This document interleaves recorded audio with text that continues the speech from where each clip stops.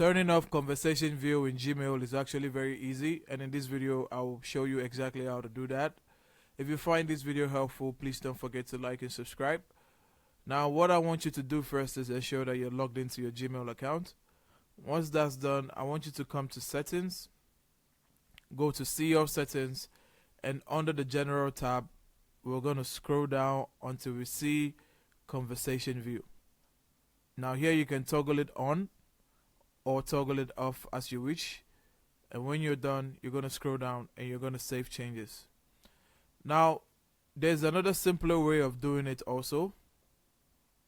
You can always come to Settings and scroll all the way down if you have this theme set up, and here on the email threading you can click on turning it on or turning it off.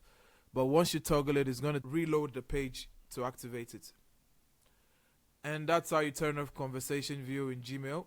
If you find this video helpful, please don't forget to like and subscribe. Until the next one, see ya.